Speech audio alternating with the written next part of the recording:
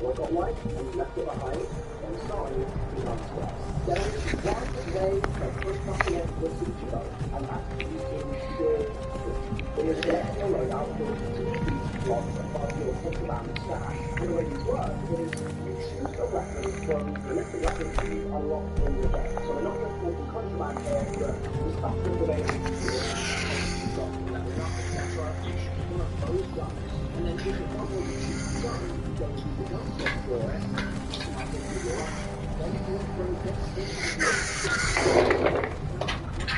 Hey, you.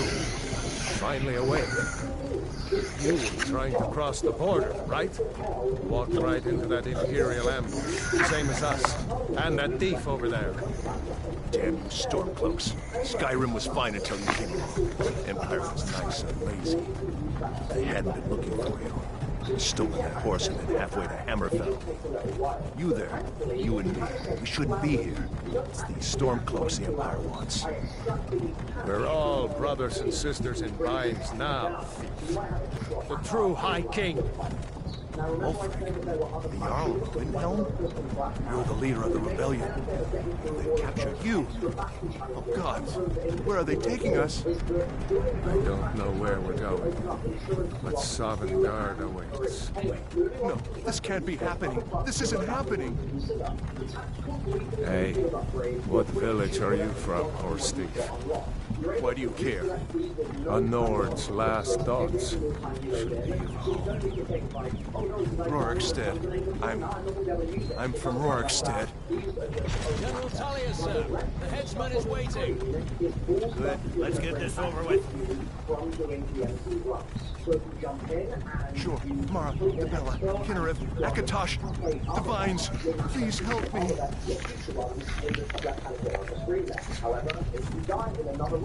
Look at him. General Tully is the military governor. And it looks like the thamor are with him. Damn elves. I bet they had something to do with this.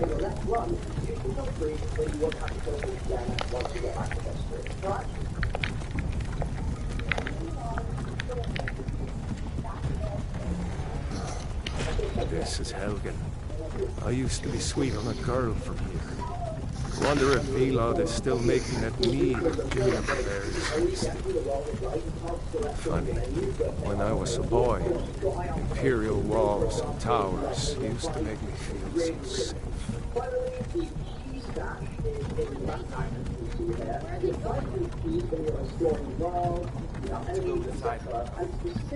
Why? I want to watch the soldiers.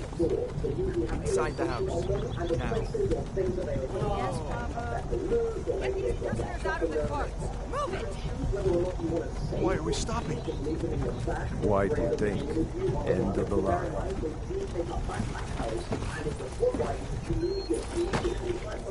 Let's go. Shouldn't keep the gods waiting for us. No, wait! We're not rebels! Face your death with some courage. You've got to tell them! We weren't with you! This is a mistake! Step towards the block when we call your name. One at a time. Empire loves their damn lists. Ulfric Stormcloak, Jarl of Windhelm. It has been an honor, Jarl Ulfric. Ralof of Riverwood. This radiation circle is going to start expanding to cover the entire map. Lokir of Rorikstead. No! I'm not a rebel! You can't do this! Halt! You're not gonna kill me! Archers! Anyone else feel like running? Wait. You there. Step forward. Who are you?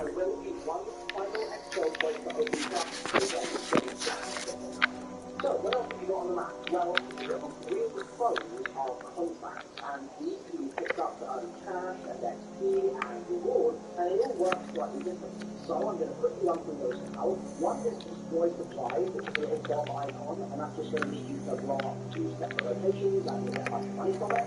Another is steer the rest, and if you have a timer when that's going on, you can press message, so bear that in mind before you start it. There's an elimination one, which is a crosshair, and you just have to assassinate some kind of AI who's guarded by multiple AI nice. There's a secure intel and a kind of first one when you have to find hard drive that finds uranium rods, and then you might need to upload the information to your radio tower, and there's a cargo delivery or shipment one, depending on if you're in a boat or not, and that's just going to require you to drop off cargo actually after. There's loads of them, and it's worth experimenting with which ones you like and which ones you don't. You might find that certain ones are actually much better than others for achieving your goals. So, for example, I know that the radiation one is amazing for getting cash. So if you're trying to extract loads of cash so you can reset your cooldown on your initial weapon slot, then that would be a great objective to do. There are also reward contracts, which means you can hunt an enemy too, but watch out because it can also happen in reverse, obviously, and you can be hunted. And if you are, it will notify you on the side of your screen. And You are not with the Thamor embassy, are you, Hayef? No. Forget the list. She goes to the block. By your orders, Captain. I'm sorry. We'll make sure your remains are returned to the Somerset Isle. Follow the captain, prisoner.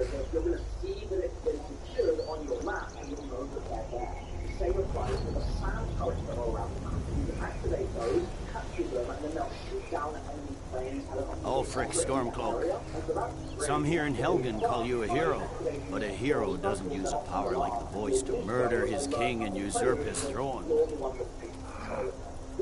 You started this war, plunged Skyrim into chaos, and now the Empire is going to put you down and restore the peace.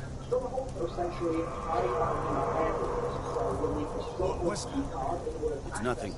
Carry on. Yes, General Tullius. Give them their last rites. As we commend your souls to Aetherius, blessings of the eight divines upon For the love of Talos, shut up and let's get this over with. learn. As you wish. Come on! I haven't got all morning.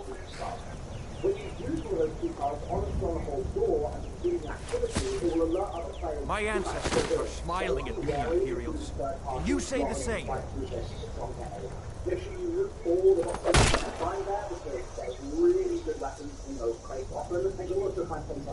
Imperial bastards! Justice! Death to the Stormcloaks!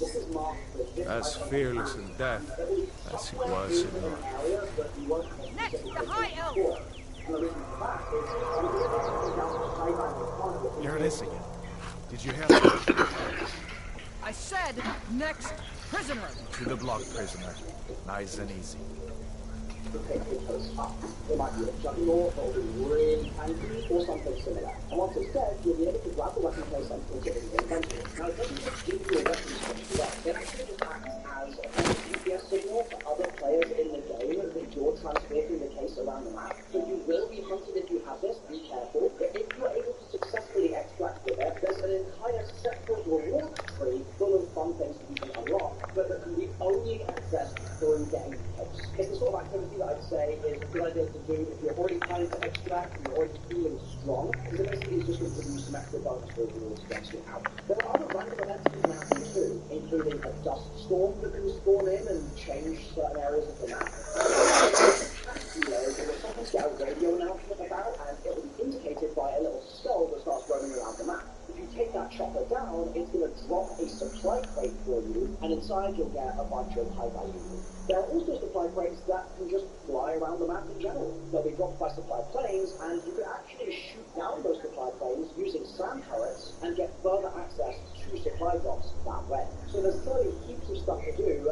How exactly do you get around? Well, there's vehicles all over the map. You can see them on your mini-map, and unlike previous Call of Duties, they can run out of gas. So you need to keep an eye on your gas meter at the bottom of your screen, and if you start getting low, head to a nearby gas station, and the same applies for boats as well. There's specific boat refill stations. At those stations, you're also going to be able to repair the vehicle. So if it's taking damage for whatever reason, it will get repaired while the gas is refilling. However, it will pause the gas refill and the repairs if there are enemies in the nearby area. So you'll need to clear out the gas station, and then you'll be able to get your repair finished. On top of those vehicles, there's also zip lines, rappels, things like that around the map, and there's a train that circles around, which actually has quite a lot of good loot on it, and it's just an easy way to get from point A to point B. So I mentioned at the beginning the faction missions, and I'm going to quickly walk you through those now, just to make it really easy to get going with the MC. The first three missions are really easy, just ping on the mini-map and then go and take get a rifle there, activate a UAV tower, and look at that stuff. That's it. Once you've done those three, remember to deselect them in the menu and then load into another game with Storm the Stronghold active. For this, you need a Stronghold keycard. So, like I said before, you can either buy one or kill enemies until you get a random Stronghold keycard. Then, go to a nearby Stronghold indicated by this icon on the minimap and clear out. But while you're doing that, be very, very attentive to what the AI that you're killing are dropping. One of them will drop a white lotus intel. So keep a close eye out, and once one of those gets dropped, pick it up and then go and extract. You'll have completely stormed the stronghold if you do that successfully. By the way, if you can't find the white lotus intel, just do another stronghold, or once you successfully explode with it, you'll be able to go to the white lotus tab on the faction missions, and there'll be a stack of new missions there, and you'll have unlocked tier 2 on Legion's missions. Now all this probably sounds great, but while you're going around the world, you're looting, you're doing these missions, you're getting rewards and stuff, you're going to end up with a pretty full backpack. So there is a way to make life a bit easier, and that's to find a larger backpack. There's a medium and a large, and the large backpack actually has a weapons slot inside it, so you can extract with an extra weapon, rather than being forced to hold 2 weapons and extract both those with nothing else. This will also be really useful when you start encountering other enemies called dog tags. If you kill an enemy player and loot their body, on the left-hand side you'll be able to grab their dog tags and put them in your backpack. And you can then either extract this thing and or you can go to a buy station and sell them. They're pretty valuable, so it's a decent idea to pick them up, but it will alert enemy players to the fact that you have their tags. Now then, buy stations. We haven't talked about those much yet. This is what they look like. As you can see, you can sell valuable items, and that's just scraps that you find around the map. So maybe you find a light bulb, maybe you find a comic book. Those can all be sold for money. Some things are worth a lot more. So if you find a laptop, that'll be worth about $1,500. If you find a watch, $800. An encrypted hard drive, $5,000. A gold bar, $8,000.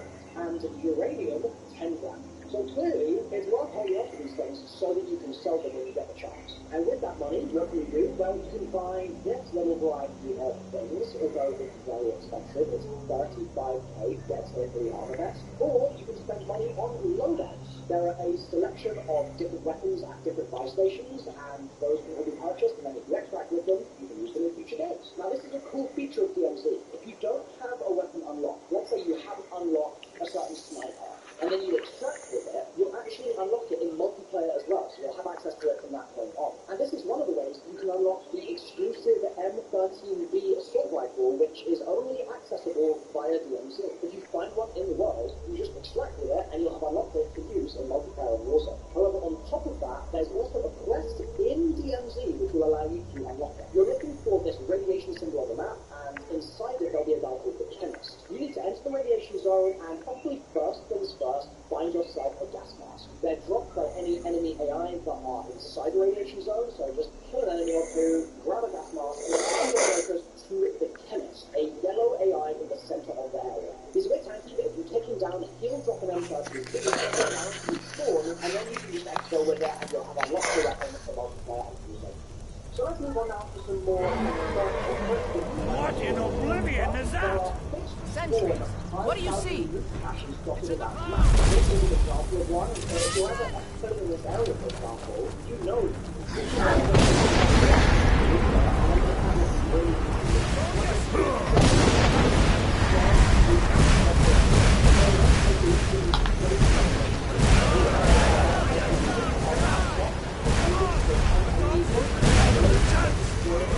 This way!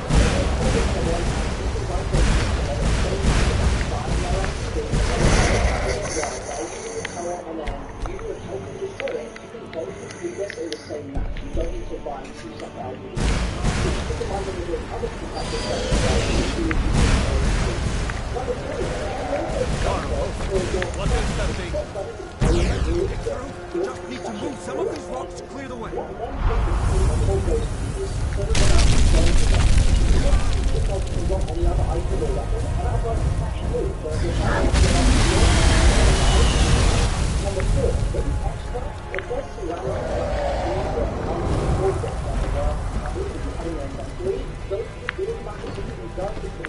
You need to get over here! Now! You're doing great. Toro! Still alive, prisoner? Keep close to me if you want to stay that way. Gunnar, take care of the boy. I have to find General Tullius and join the defense. AI kills gives you 100 XP per kill. Doors unlocked give you 250. Soldiers do 80 powers. Private opening.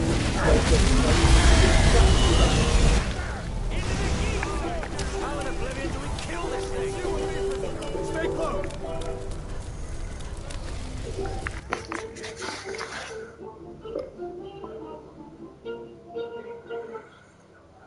By the way, you also get 250 for every point interested you visit, and if you exfil in a match with, let's say, 20 grand, that's going to convert to 2,000 XP divided by 10.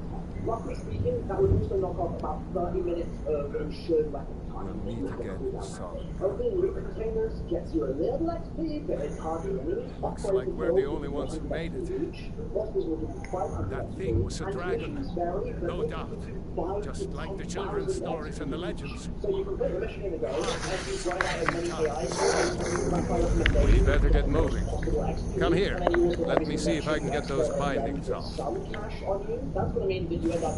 There you go. May as well take Gunjar's gear. He won't be needing it anymore. Gunjar isn't coming back from the dead. Take his armor and anything else on him. So you're getting back to those roles. Now, I've seen a lot of people say, I'm doing great, but what is the point of DMZ? Like, where is it going? And sometimes is that it's going to grow a lot over the next year. Right now, you've got your mission trees, which are going to allow you to unlock certain specific blueprints you can't get anywhere else. And it's great for leveling weapons and just grinding out XP for your round. But there isn't an external economy yet. If they had one, it'll obviously add to this video and make new videos, etc. So make sure to subscribe. Alright, get that armor on. Get that axe a few swings. I'm going to see if I can find some way out of here. Ah, this one's locked. Let's see about that gate.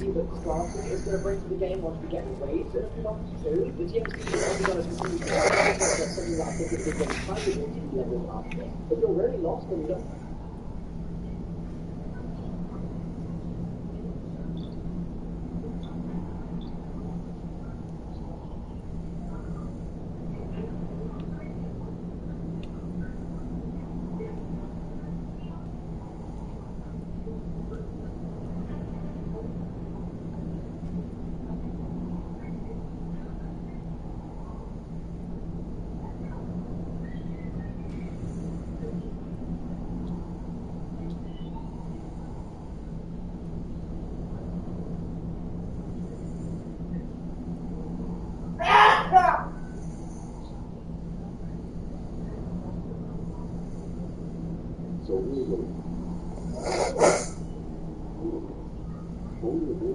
Welcome back to No Man's Skyrim. Take some years, and this is where friends start pleased with. The last episode.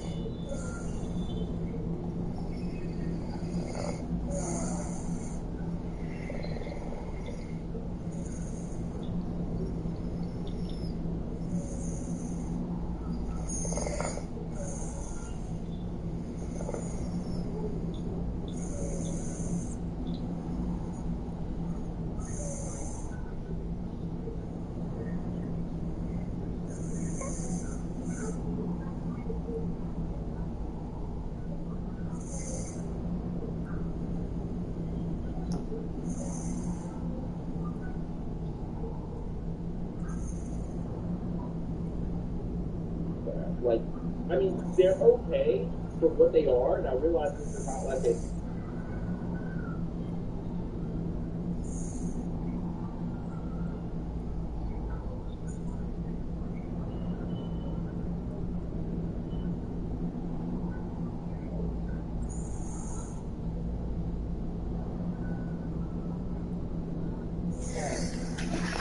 Damn, no way to open it from outside. between parallel words and former art.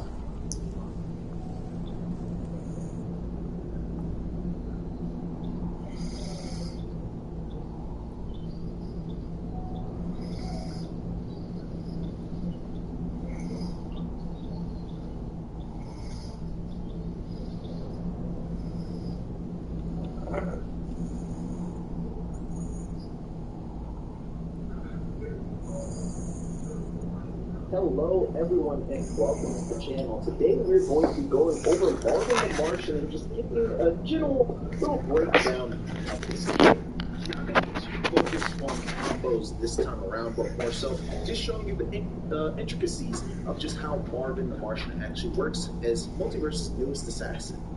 He has his Commander X2 skin, by the way, as you can see. It's actually pretty dope. I like it a lot. I mean, I'm a big fan of Marvin in general, so just seeing him in over a perk. When Marvin reloads projectiles, those projectiles gain a small size and buff. Allied projectiles that Marvin redirects gain a larger buff. So, I think that's really cool. Basically, once you hit the little buzzer, it will actually increase the size and speed of projectiles that he actually redirects. Of course, the ally given like your partner, let's say I'm going to assume Arya goes her dagger, it can gain a larger buff. R33 heat seekers, instead of firing one large rocket at Marvin's spaceship will shoot one homing missile at each enemy affected with a lock-on buff. And then you have Space Invader. Marvin can aim the direction he fires his up-air attack. So, I actually want to see this in action really fast. You look at his up-air, that's straight, and that's us tilting it. Now, if we actually disable that perk, let's see if we can tilt it. It always seems to be the case that fast shot is the most comfortable position.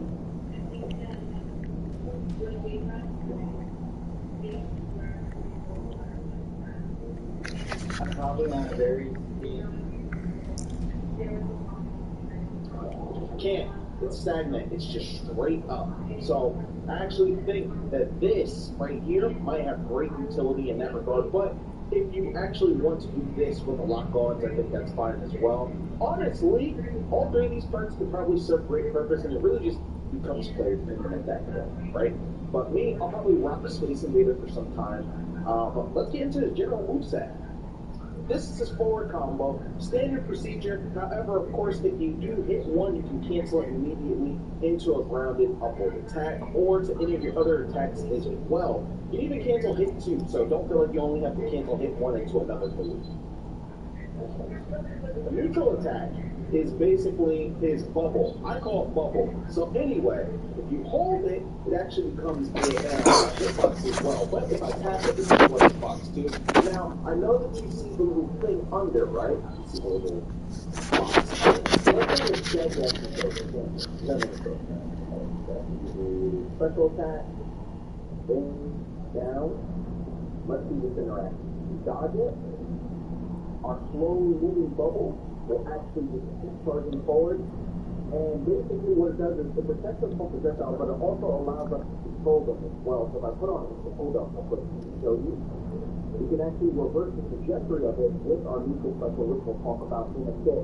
Marvin excels highly at being able to control projectiles, reverse them, and of course, he's being able to guide them to his will and where he wants them to go.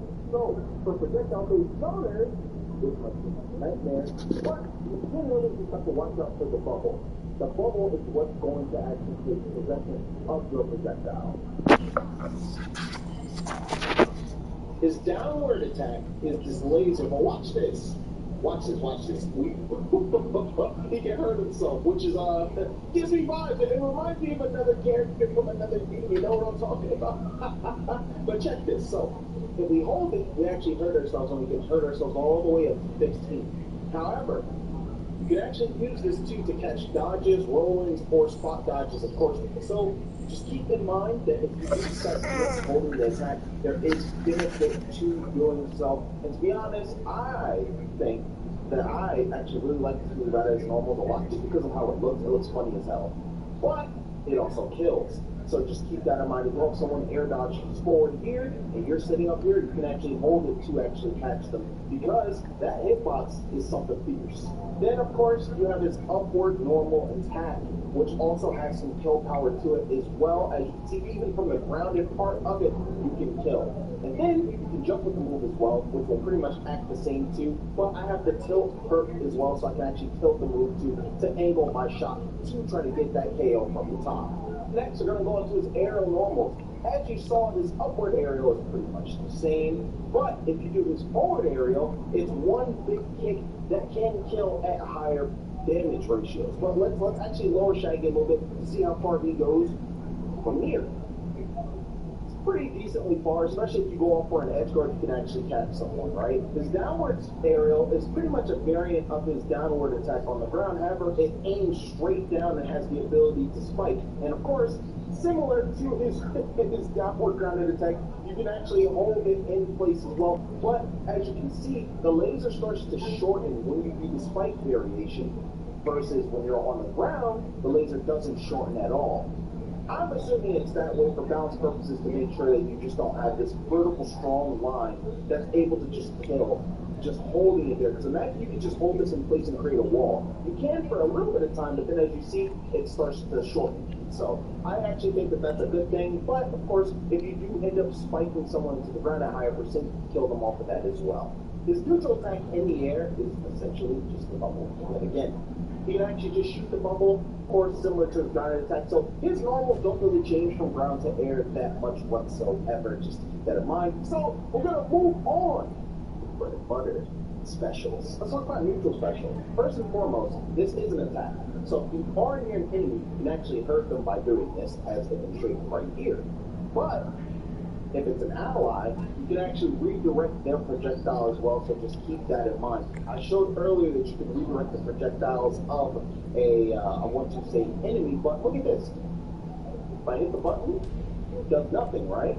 So, let's get our beam out. As you can see, you can actually redirect the direction that the sandwich is going in. Next move is going to be side special. This little laser actually pulls your enemies forward. So everything is great for being able to set up for combos, but something that I think is great for Skyrim is of course all the way up to, as you can see, it holds the enemy directly towards the other a specific amount of distance. So if we do this, we can actually get the situation where it's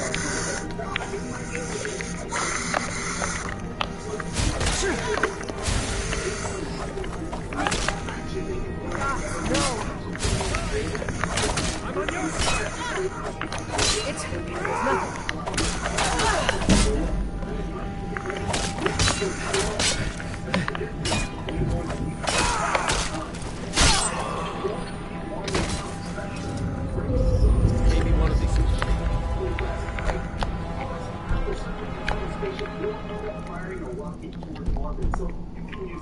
Imperials have the key.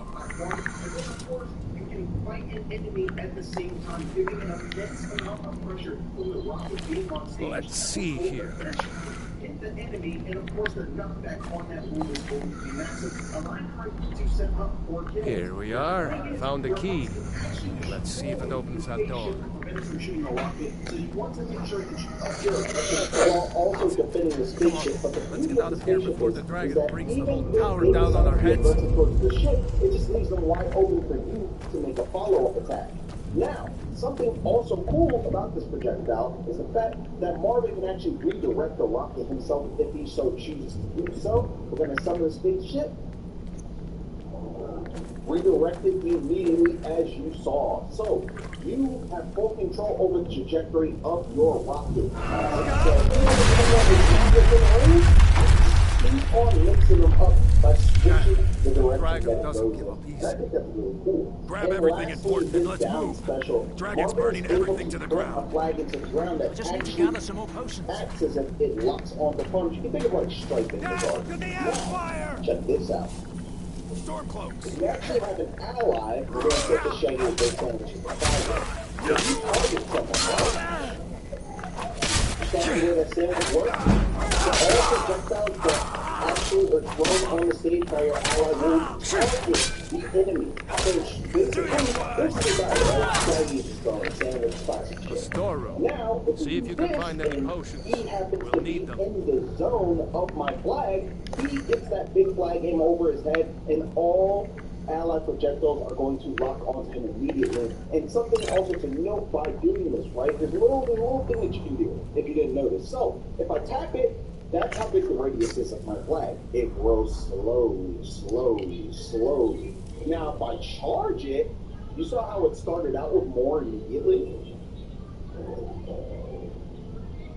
you can actually make the size of it grow a lot faster if you hold down the charge. And once you plant the flag and it's near an enemy, it actually pops them up while locking onto them. So you can Done? use it as a Let's quick get way moving. to apply pressure by knocking an enemy up. That way you or your partner can follow up on them as well.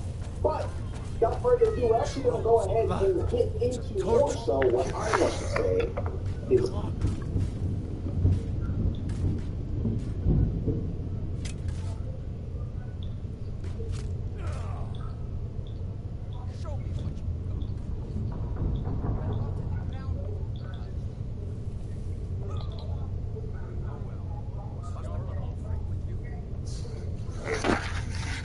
Black Friday sale is going on now. With epic deals on the core and more. Hurry, sale ends November 27th. Something in this cage.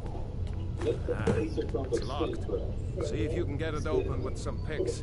We might need that gold once we get out. Grab anything useful and let's go. Alright guys, welcome to my Black Adam guide. This is Pat. First and foremost, didn't know too much about Black Adam prior to multiverses, but of course, with him in the game, it's every time to check him out. So without further ado, let's get straight into it. His normals. You do a neutral attack. You send out a surge of lightning, and as you can see, that static electricity actually sits on the opponent for just a little bit of time. This applies a shock state to enemies. However, if you actually have a half-life, it's a little bit different. It will actually apply electricity to your partner, and on your next physical attack will also apply shock to the enemy. So you Sure hope there's a way out somewhere now. But if you go straight into his forward combo on the ground, it's a series of punches and then the end into swing backwards. I just think this looks really cool. It looks hell of fucking powerful and sinister. Now, it's not going to be something that's going to go through for a kill, but we can't actually get knockback on it if you put the opponent around, I want to say 140, to see if it changes at all. Which of course, to no surprise, pretty consistent. However, it will throw them a bit further, so if you were to actually have that at the ledge, you might be able to score a ring out without even realizing. So, just keep in mind, whatever direction you're facing, you should be throwing the opponent backward. So, change damage meter back to reset to 140 and grab him again. As you can see, where his back is turned is the direction you are going to go, and at way higher defense, it's actually a lot harder to get that last protective hit of the bullet combo because you can use that time really easy to do. That's the thing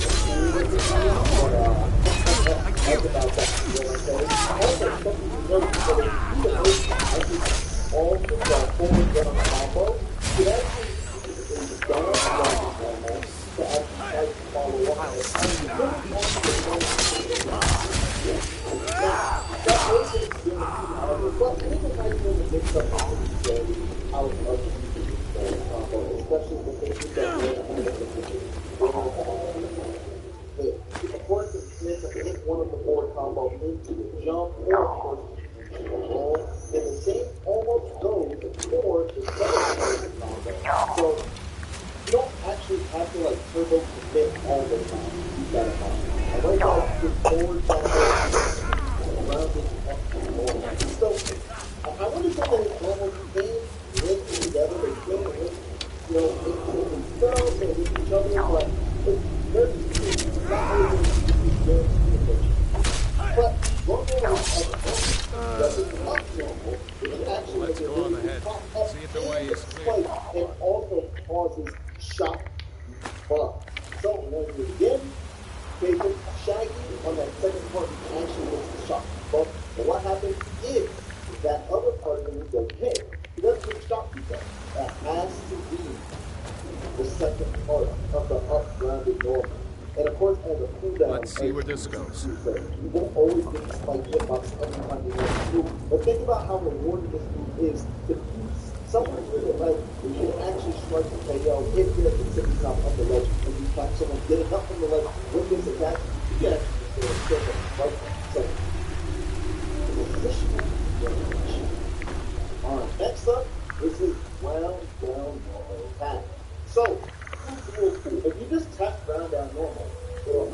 literally a corner from under.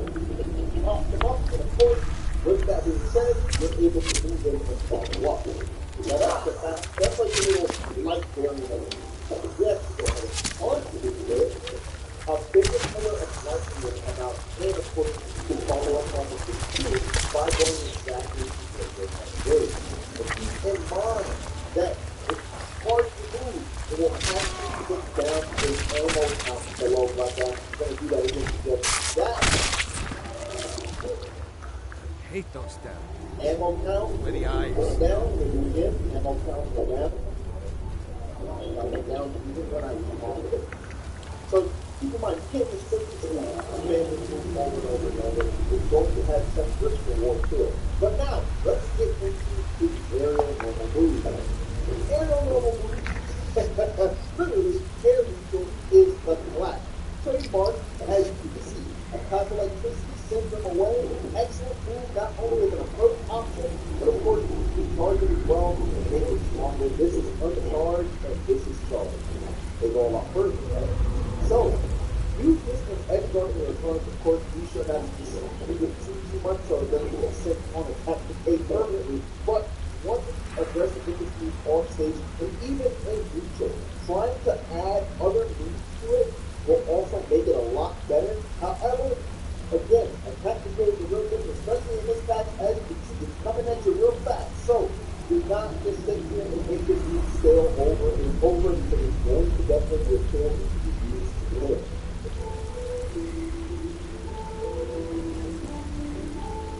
My outside area attack is 2 hit combos, 2 decent abilities pretty much. One strike forward and then another strike up.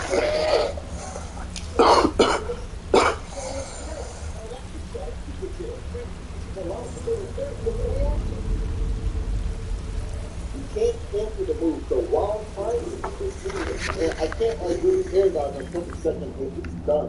So once you're using this move, you definitely committed to use it. However, it does have, I want to say, it's a decent knockback, especially on like the second move. So I'm gonna hit Shaggy with it right there, and as you can see, it popped up a little bit. So imagine that you actually fly up there. This is something I'm going to talk about yet, but you fly upward and then land that forward hit combo in the air. That's going to be a really out at the top of the black zone. So pretty utility there. Definitely going to use that. There he goes. Looks like he's gone for good this time. No way to know if anyone else made it out alive. But this place is going to be swarming with Imperials soon enough. Better clear out of here. My sister, Gerda, runs the mill in Riverwood, just up the road. I'm sure she'd help you out. It's probably best if we split up. Good luck. I wouldn't have made it without your help today. Send them horizontal, but it's more like a diagonal upward hitbox. So pretty much, that's a trajectory that they're going to they go far. But you know, you should go to Windhelm and join the fight to free Skyrim. You've seen the true face of the Empire here today. If anyone will know what the coming of the dragon means, it's off. So if you actually can attack someone with it, it's like that, pretty much. Like it's hard to come back from because of how long it is. And the angle that it's situated, you're going down, and it might not be come on, down, I feel what? Oh, hardly. I don't think even Ulfric could pull a dragon out of his pocket. Lucky for us it attacked when it did. Hey, I wasn't looking forward to getting a shave from the Imperial headsman. Damn right. You don't have to be a Nord to fight for Skyrim's freedom. You should come to Windhelm with me and join the fight to free Skyrim. You've seen the true face of the Empire here today. If anyone will know what the coming of the dragon means, it's Ulfric. Similar to rounded up normal. Yeah, sure, I understand. No need to decide now. But I know that after you think about what you saw today, you realize that Skyrim deserves to be free. However, you're not really going to be killing people with it. Like that. Unless you catch them really high up in the air. So, see that ruin up there? Bleak Falls Barrow. I Never understood how my sister could stand living in the shadow of that place. I guess you get used to it. Now, of course, you got to get into these special foods. The special foods are the bread and butter of this character. So, what is it like that? His neutral special summons a lightning bolt that goes horizontal. If you hit your opponent rather with the lightning bolt, you can actually shoot the trajectory of the These are the Guardian Stones. 3 of the 13 ancient for yourself. Shit, sit backward if you want. Now, something else to note is you can actually choose the direction of the stone and make it diagonal. Make it down, straight. But that's about it. You can't make it go straight up and you can't make it go straight down. If you apply some charge to this system, it will actually go over long. This is not charge, this is the charge. That is a major Warrior, good. Those stars will guide you to honor and glory.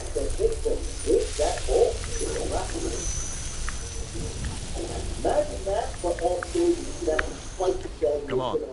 I'll feel better once we're undercover in Riverwood. We'd better keep moving. I don't want to run into any carriers. And send them downward or further off the stage in general. Now, keep in mind, if you do not hit your enemy with the ball as you aim, nothing is going to happen because that strip of lightning right there, the little thin strip, doesn't actually have a hitbox. You have to aim with the end, the tipper of that move to make it go off. But let's see what happens if we hit two allies. We have two enemies. We have two enemies in front of us, right? So, my ally runs over to the enemy shack immediately. So watch that. By sending the lightning bolt through, it actually extends through my partner over to the shack and the enemy shack. And I can actually throw them up. I'm going to charge this. It's going through my ally. I can say the shack. You can actually change the lightning to all of your ally will extend it. But little things is because that's all we do. It stops them in transit. But on a cooler note, that's some stagnant stuff. So everything else rare. But what of so yes, for the family,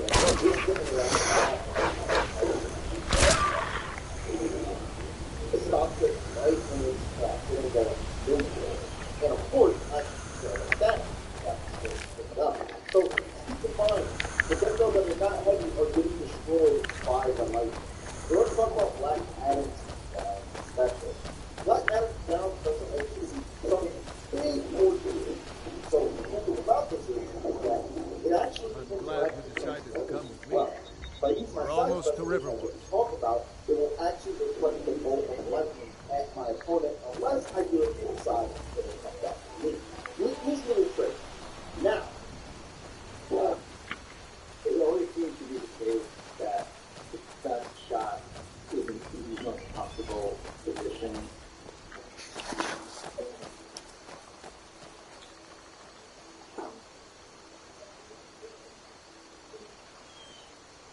So, okay, here comes the right way.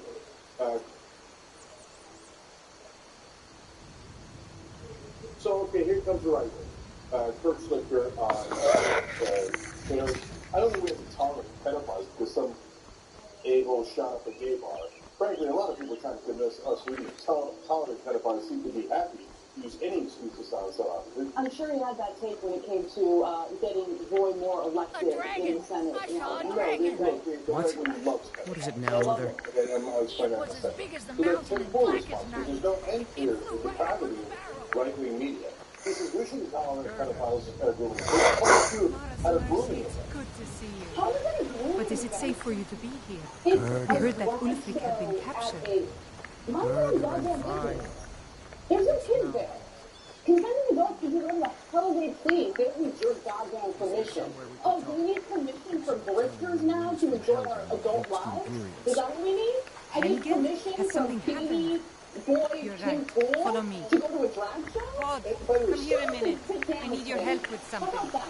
How God, about that? just come here. Everyone's involved in everyone's personal life and personal business. Didn't say a peep when it came to Roy fondling 13-year-old girls and molesting them. Not a peep, because it's all about political power. It's all about getting your guys elected into Congress. And don't give me any of that garbage about how, no, I'm not on the right. I'm not on the right. I just see right-wing propaganda all day and all night. I'm not on the right. Shut up and sit down. I'm not debating that. He's a monstrous right winger. He's a terrible, terrible person. Yeah, he's like, oh yeah, look, I'm jaywalking, I'm progressive. But, you know, I think you should, like, do that. All gay people are pedophiles and groomers, and we should all attack them and do all these horrible things so we can go on lunatic audiences and Matt wants girls that you all have lunatics in your audience, and you weaponize them, and you know it. And look at him. I'll finish the tweet being fair.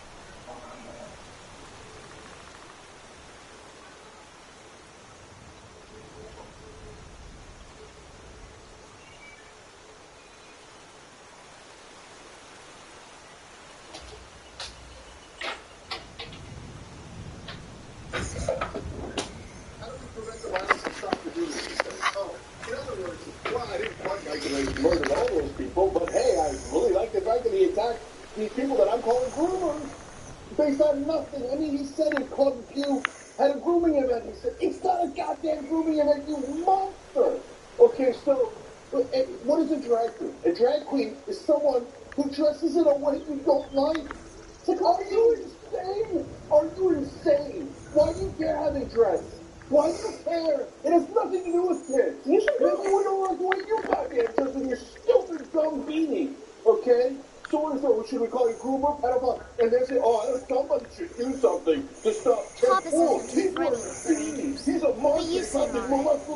Ain't every day we get visitors in River. Okay, we don't do that because unlike you, we're not trying to make people kill. Unlike you, we're not monsters. We're constantly attacking people who are dead and in the LGBT community. I'm sick of these right now. Look at it, they're almost celebrating it. I mean, he nearly brought goddamn pom-poms to it. Shooting. Listen, if you have problems with,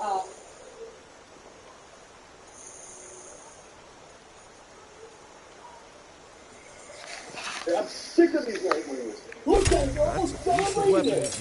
I mean, he nearly bought goddamn pom-poms to it. Shooting! Listen, if you have problems with men dressing as women or men dressing in drag, you know, first thing I would do as a right-winger is I'd clean my own room, okay? Why don't you go have a conversation with Stephen Crowder, who never misses an opportunity to dress Whatever as a you woman, need. which I have no problem with. But Looking clearly to you have protect an yourself affinity for it, or and deal you some guys seem to damage? think anyone who dresses in drag is somehow a groomer. So why don't you go have a conversation with your groomer buddy, Stephen Crowder?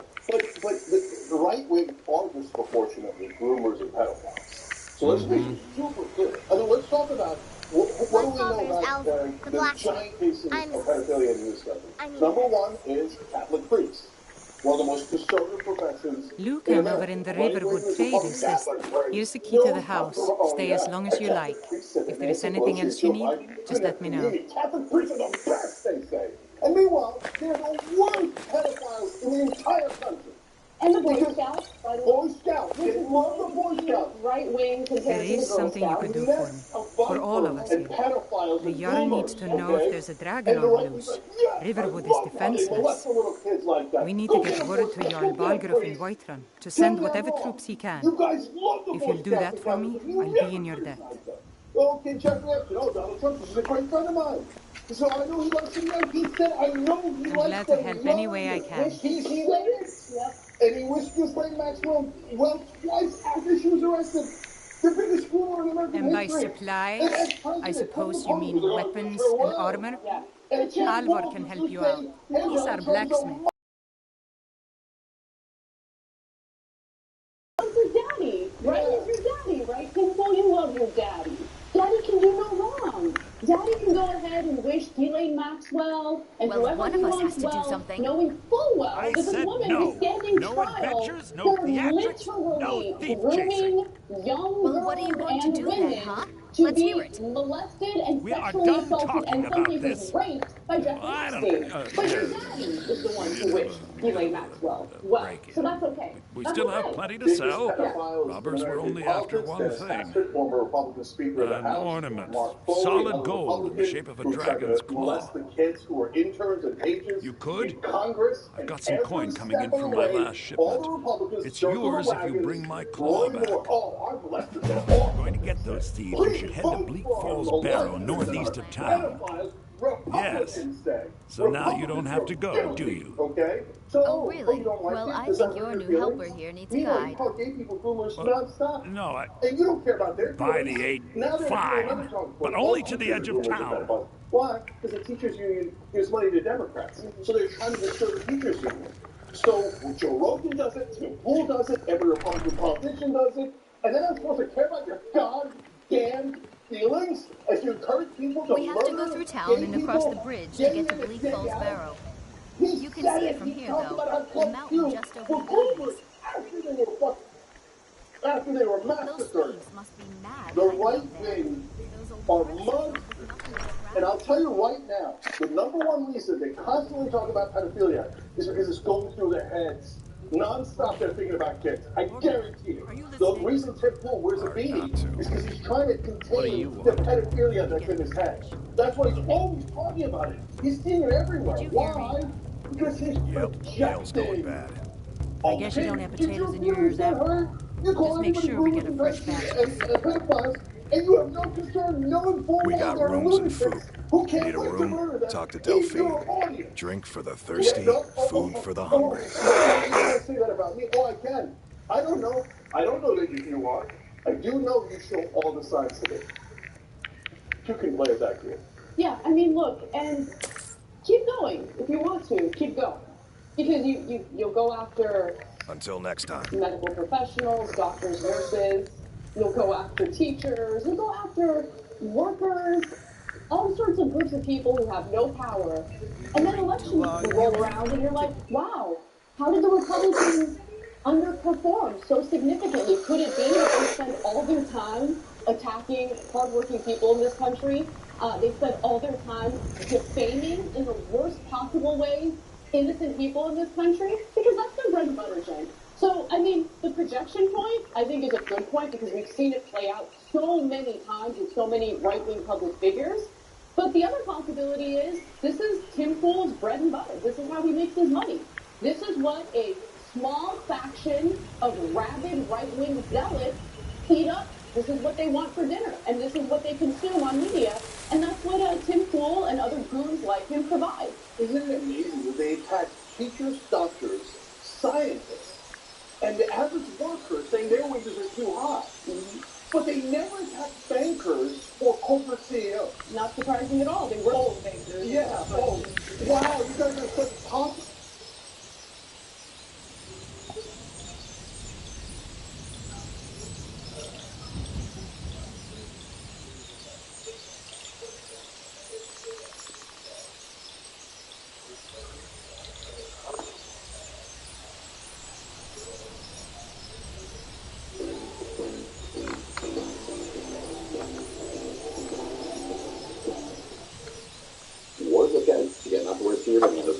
Online video, and today we are taking a look at the updated Succession Dark Knight PvE guide.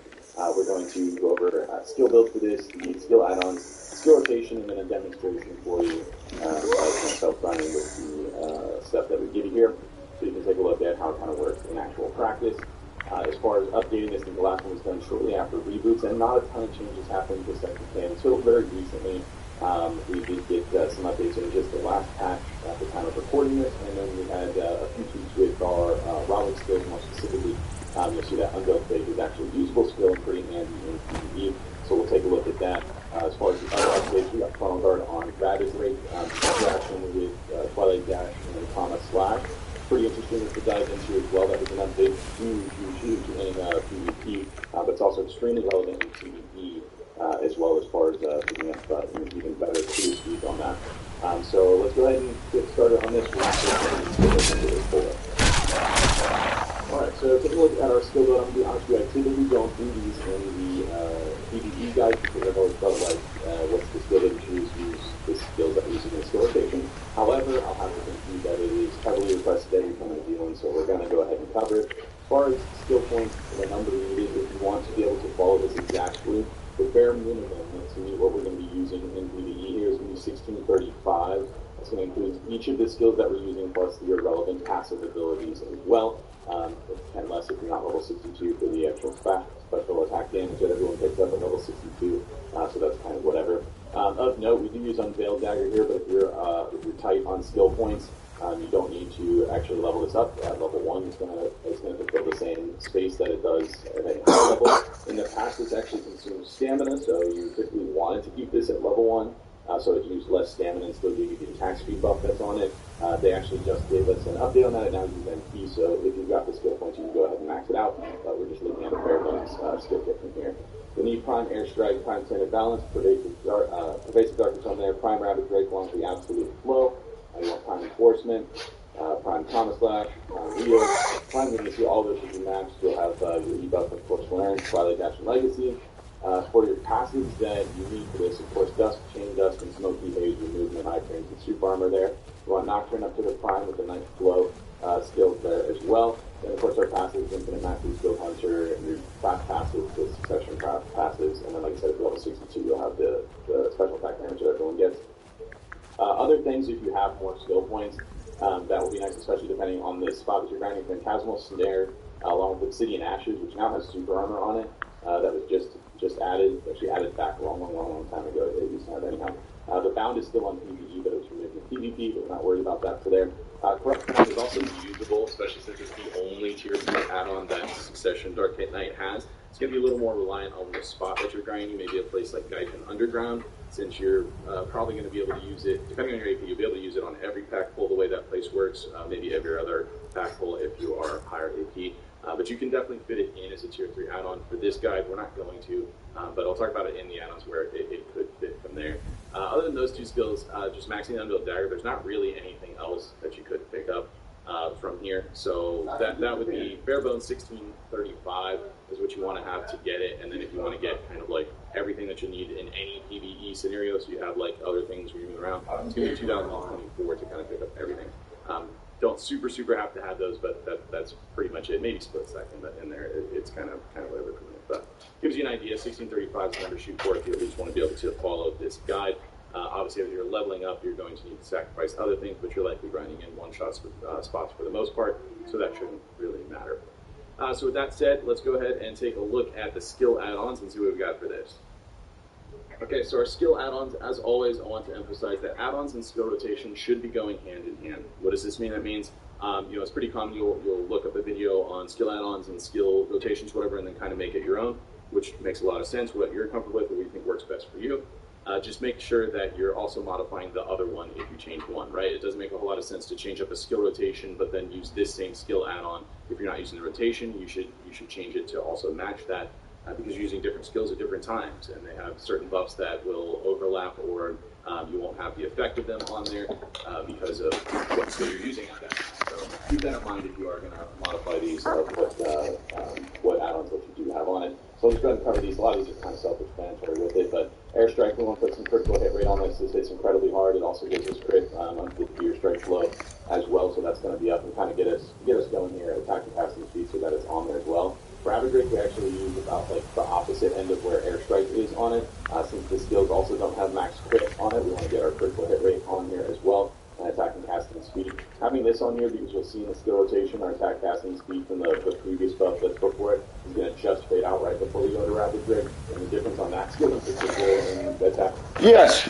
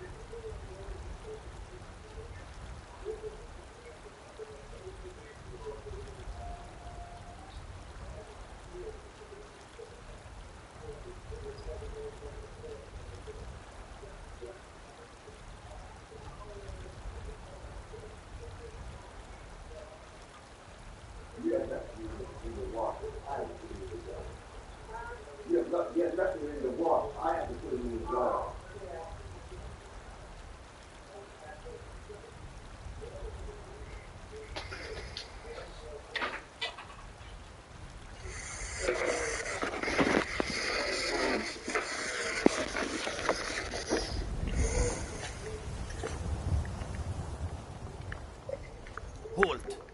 City's closed with the dragons about. Official business only.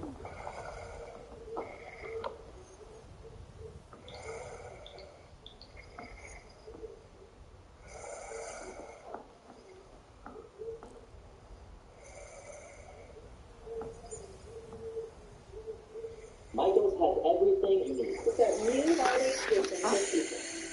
That's it. Fine. Chasing that egg and limited time of proofreading gradually makes editing one click simpler. As was the case for many amongst my age, I grew up with Harry Potter. I certainly wasn't invested in the books and movies and other stuff like some were, but I was interested enough to hit the theaters whenever a new movie came out. It was probably one of the first franchises that I truly felt attached to.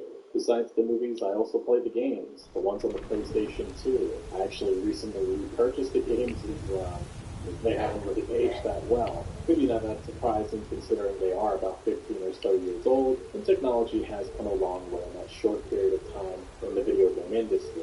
Regardless, I still have very fond memories of playing the Chamber of Secrets alongside my brother.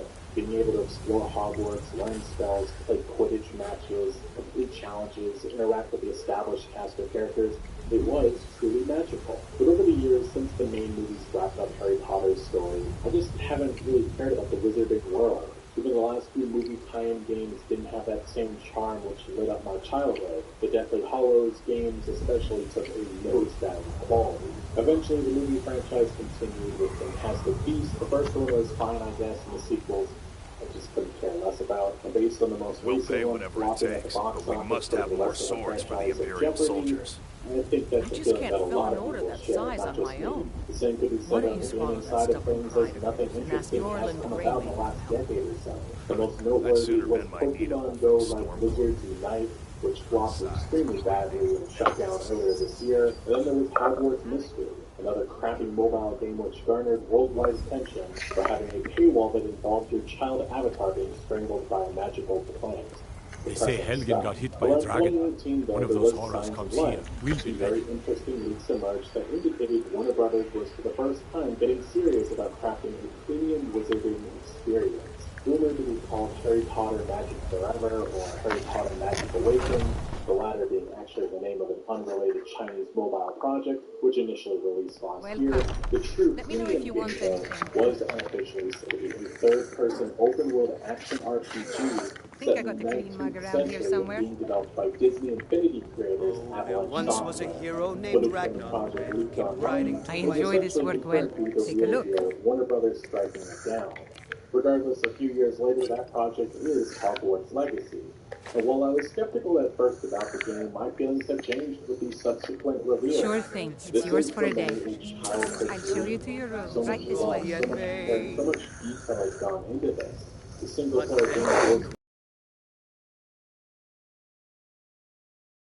We can customize our characters, customize the room of requirement, choose the house that we wish to belong to, Now I learn think and it's high upgrade time different that you spells, lie down talents, and and bleed. Let me know if there's explore anything all else you need. Hogwarts Clashing and and slashing, surroundings, steal engage in combat, specialize in combat style, battle enemies, tame and ride different magical beasts, take on side adventures and challenges, craft relationships with schoolmates which might lead to them becoming companions. It truly is remarkable what Avalanche is building. Brave lass Most Matilda recently, charged they in full showcased of the game in zeal. action. Beyond the impressive and expansive character And the braggart named customization Ragnar option, was which posing has no rightfully garnered more tons of praise, when the his ugly technical red head rolled environmental around on the design floor. is jaw-dropping, as well as the gorgeous graphics. This So yeah, is an Hogwarts ode to Legacy Skyrim's appears to be the staunch ultimate Harry protectors, Potter game, the but Imperials. so many have waited We decades drink to for. our Obviously, we will youth, have to to wait days until come and February gone. 2020 The for the release to age see of if the game lives aggression up to the is hype. just But right now, about Yes, Mom. what's been a problem since the We're game running was low on the announced is the Blackbriar mules. controversy drive Other out the surrounding days, it. I'll give you stormcloaks a There run are for a some. what ridiculous we amount of own. people attempting Certainly. to Blood establish and a our movement steel to have we will Hogwarts take Legacy back boycott. our home. If you are active on social media, you know exactly why that is. Harry Potter Down book with author J.K. Ulfric, Rowling the is killer of quite kings. controversial these On the days, with very day of your divisive death, views. we will So much drink so that and numerous we'll actors sing. from the original movies have spoken out against them. While a Children few of have come to respect. Skyrim, and we Publisher fight Warner on. Brothers very early on Our knew the lives, problems in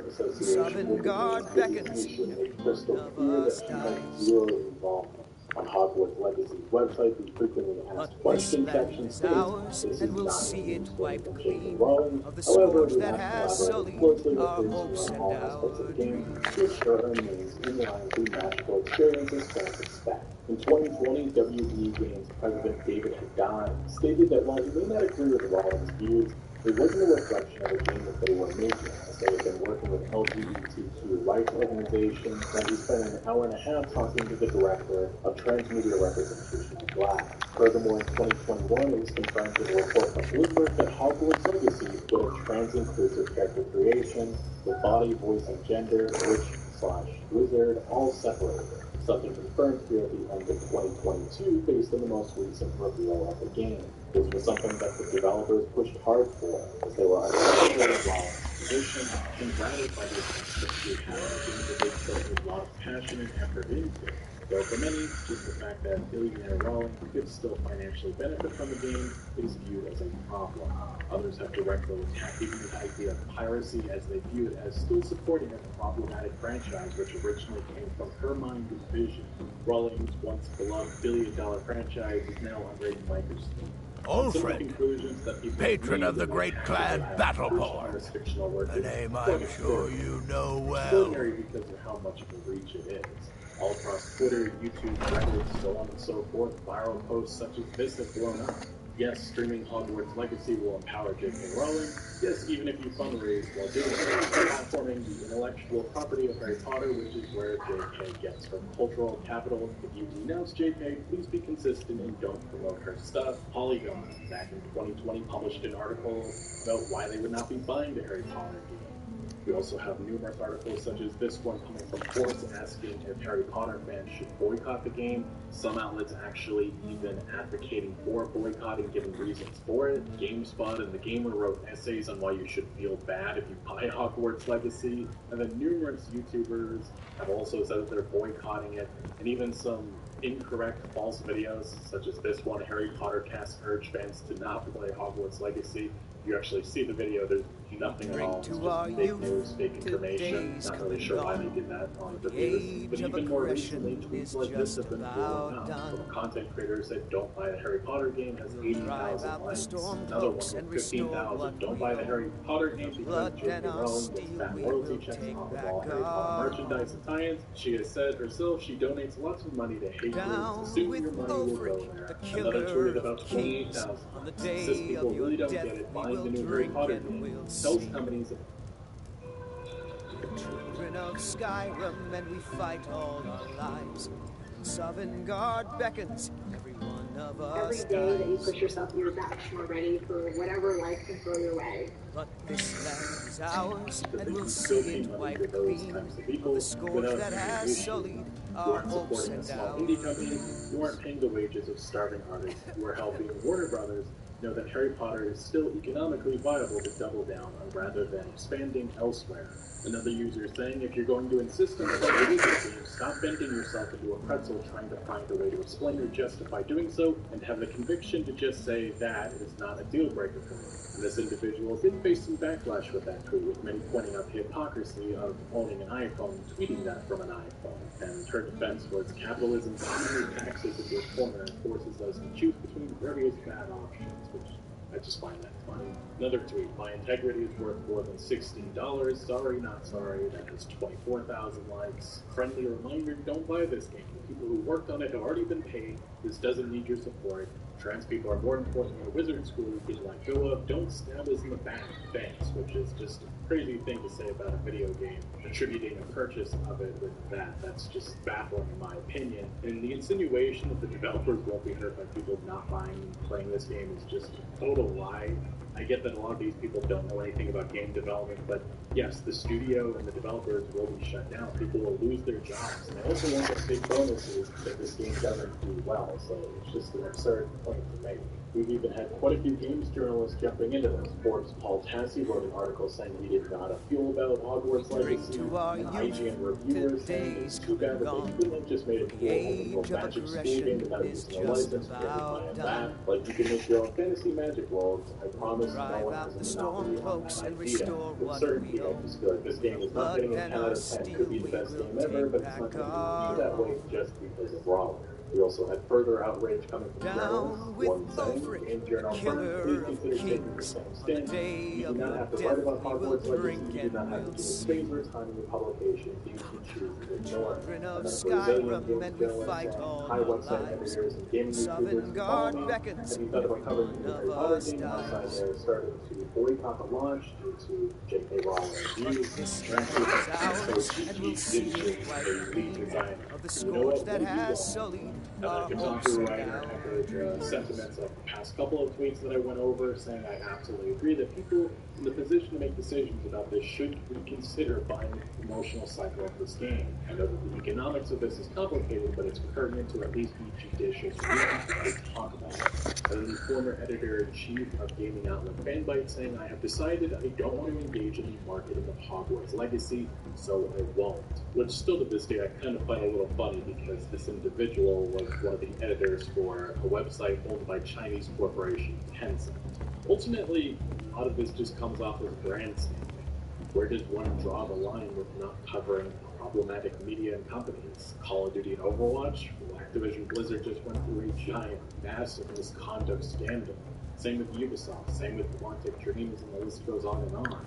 Incidents in which people actually really did get hurt by those in leadership of those game companies, some of which were fired and some of which are still holding on to their management positions and playing a role in the development of everyone's favorite franchises. The Kotakus and Polygons can say they won't buy or support Hogwarts Legacy, but it just feels a bit benefits that they would give coverage to games benefiting royal and universe controversy. Now, Rowling's ownership of the IP is not the only thing to be used to attack Hogwarts Legacy. It's also a form of development. So a few years ago,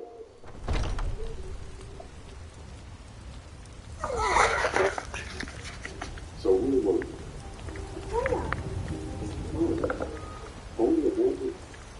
I'm going to break down absolutely everything you know so far about gameplay mechanics and what all of these icons, buttons, bars, and notifications actually mean on your screen, as well as explain how combat works in full. So by the end of this top 10 video, you'll have a solid understanding of how this game runs and what to expect when the game launches on February the 10th.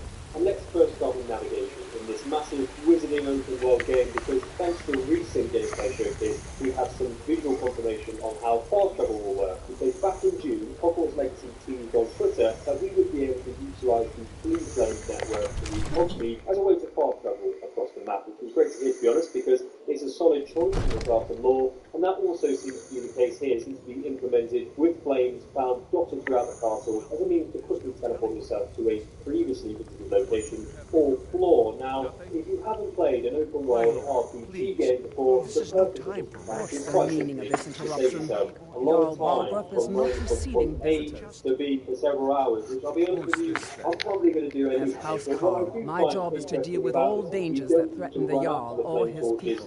So you have my attention. Now explain yourself. Networks per se. It seems that it's specifically activated in terms of the Jarl will want to speak to you personally. And that means it's unlikely you're going to miss one if you get close enough to it while you're kind of aimlessly exploring. Now, fast traveling wasn't directly shown in the showcase in terms of an animation, but we did see a map option in our Wizarding Field Guide. You saw this dragon with your own eyes? And I suspect that it will be a simple click on the green flame icon when you do open up your map with the intent to fast travel. Ulfric would be mixed up in this. What do you say now, Ventus? Shall we continue to trust in the strength of our walls against the dragon? My lord, we should send troops to Riverwood at once. It's in the most immediate danger. The Jarl is left on the mountain as a provocation. He'll assume we're preparing to join Ulfric's side and attack him. We should not. I'll not stand idly by while the dragon burns my hold and slaughters my people. Irileth, send a detachment to Riverwood at once. Yes, if you'll excuse me, I'll return to my duties. That would be best. Well done. You sought me out on your own initiative. You've done Whiterun a service. I won't forget it. Here, take this as a small token of my esteem. There is another thing you could do for me. Suitable for someone of your particular talents, perhaps. Come, let's go find Farengar, my court wizard. He's been looking into a matter related to these dragons and rumors of dragons. Every quest we've accepted in a listicle menu format. And below that, we then have our Outpost tab, which is still left purposely ambiguous and kept secret by the devs at this point in time. But we have seen owls in our dormitory rooms as one of the the Owlery being confirmed as a visitable location in game, so I wouldn't be surprised if this is some daily quest mechanic where we're sent contracts or mini quests to complete as an incentive to log back in to play every day, or perhaps deliveries from I found someone who can help you with your because it's a reward on PlayStation specifically. So that is something to get from me on that one. The owl thinks you can be of use to me. Oh yes, he must be referring to my research into the dragons. Yes, I could use someone to fetch something for me. Well, when I say fetch, I really mean delve into a dangerous ruin in search of an ancient stone tablet that may or may not actually be there. By leveling up and then subsequently spending in specific talent trees that amplify certain mechanics of the game. No mere brute mercenary, but a thinker. Perhaps even a scholar. You see, when the stories of dragons began to circulate, many dismissed them as mere fantasies, rumors, impossibilities. One sure mark of a fool is to dismiss anything that falls outside his experience as being impossible. But I began to search for information about dragons. Where had they gone all those years ago? Where were they coming from? And review at your own leisure. Now, continuing to use that field guide page as an example here, you may also notice that another notification pops up which says that we have a challenge unlocked where we need to collect field guide pages in Hogwarts. And let's go to challenges now, because if we do go back into that pause menu and then click the challenges tab, the book opens page per se, where you can see combat, quest, exploration, field guide pages, and the room of requirement. And if you notice that field guide page we filled in collect has been added to our challenges here, which is indicated by an increase of 1%, or perhaps slightly below that, as Alan 2, the game director, confirmed that there's over 100 pages just in the puzzle to collect alone. Now, as for challenges, and as noted by these panel categories, they aren't just collectible based. If we fast forward the gameplay preview to our dueling showcase, which I'm going to break down in detail for you, you can see the challenge being a lot. Aptitude.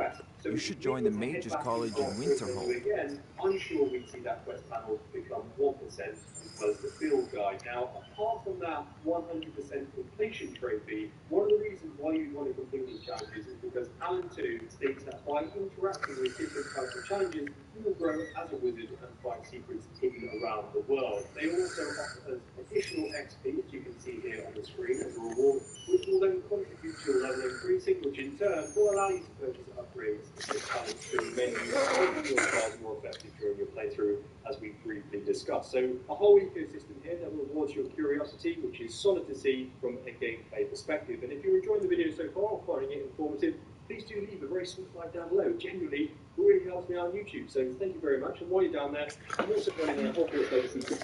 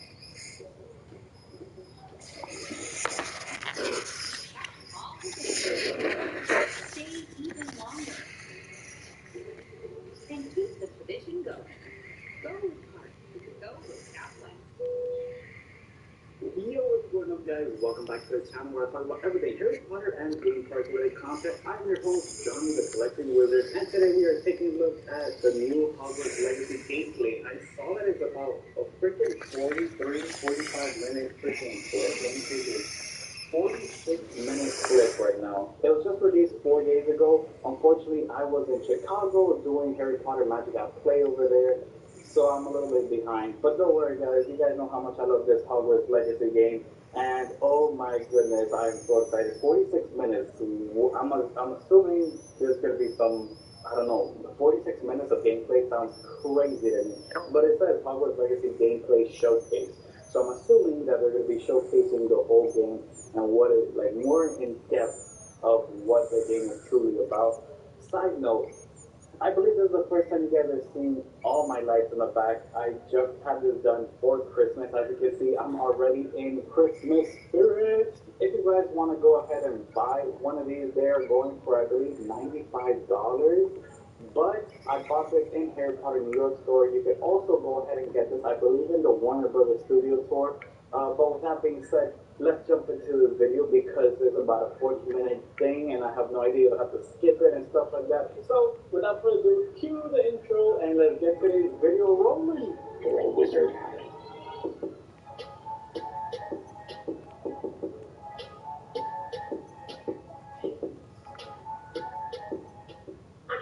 Okay, I'm excited. Okay, let's full frame this thing. Hogwarts Legacy Gameplay Showcase 4 days ago. I might be skipping along because I don't think I'm going to be listening to all the words at once. Noble Collection.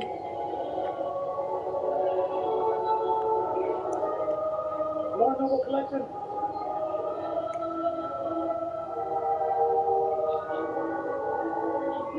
So these are clips that we've been seeing before. Okay. Flying inside the Forbidden Forest. We've seen this one before.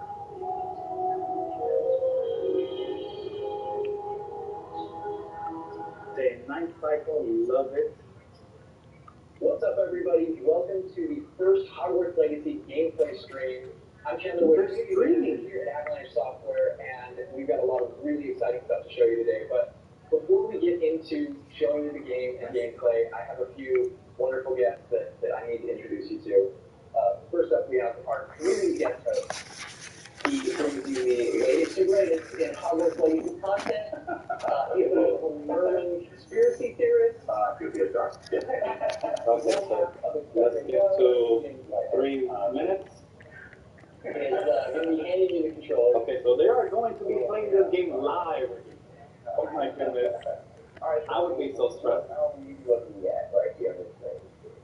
These are your presets. So a lot like other games, there's some initial settings that you can choose for your character that just kind of get down into like the ballpark of what you want to do, what you want to do, what you want to change. Oh man! And then once you're in that ballpark, all the other tabs that'll let it be exactly what you want to do. It's our goal with this is to make sure that for anyone that fantasizes about bringing themselves to the screen for the first time, that they feel like they have the options in order to represent who they are and essentially bring themselves to Hogwarts or whatever character they want to bring to Hogwarts. Okay. Oh my god, and options galore. Do you mind if I try to put myself in here or something? It's all about you. Okay. Alright.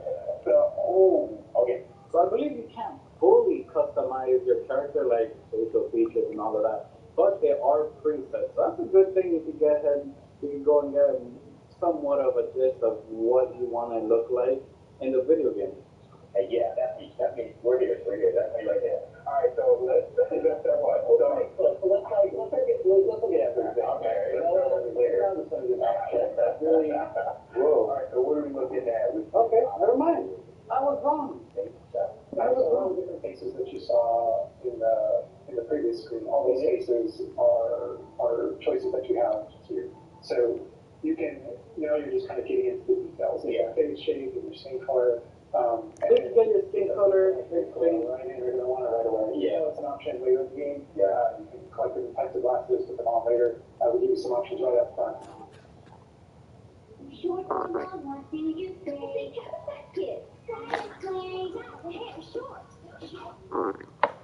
Okay, so you do get to fully customize your character. I did not know that. They did have presets, but then from the preset, you're able to fully customize your character, facial features, hair, glasses even. I heard you need to go ahead and click some glasses. although you're going to get more accessories and stuff as the game progresses.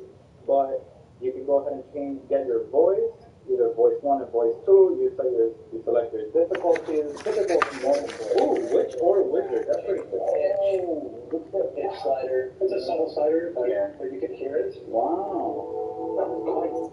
Yeah, that's basic combat. Give me the gameplay. Give me the gameplay.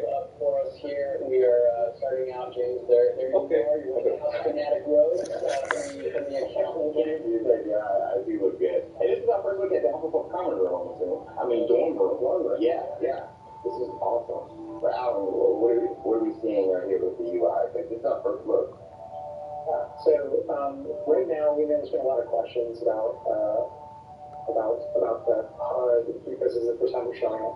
So kind of going over from right to left, on the bottom right is what we call our spell button. So those are, everything that you've seen are slottable spells. So we have over 20 slottable spells that you can earn over the course of the game. And that's where the player can place them and use them and access them very quickly. To the top left of that is, you'll see the D-pad, and on the left is an eyeball, and on the right is a bit of a grid. So the eyeball is an example of one of, not a slottable spell, but what we call an essential spell. There are certain spells that are used in very specific contexts, or that we just want on the controller at all times. And Revealer is one of those. That's left on the D-pad. On the right on the D-pad, that grid represents where you might swap spells. And so, right now, today, we're not going to be going into the spell slotting menu because we've got visual spoilers there. All the spells and what happens when you like more of but we do want to make sure there's still some baby steps to share with everyone. And then on the left side, I think that has the one button next to it. That's another thing where we don't want to spoil, but basically that's where you access your tool wheel. So there's a lot of magical tools that you're going to be growing over the course of the game. And so that's where you would access them rapidly is our tool wheel. There are a few things that I left off the table on the right. The green bar is your health, and basically there's a potion next to it. That's how you heal. The bar and all the way is our mini-map with a kind of overhead view of where you are currently at a common room, but updates as you travel through Hogwarts and beyond out of the world. And for those ads out there that aren't a huge fan of mini-maps, because we know they exist, there's also options to remove the mini-map and turn on or off different immerse yourself. And we'll go more into the spell as we get into combat, but that's what you're seeing there. And this is our HUD. Also, Andrew's giving us a good look over here. I want to call out, I'm a big fan of the bedside tables in the dormitories. Very nice bedside tables. Yeah. There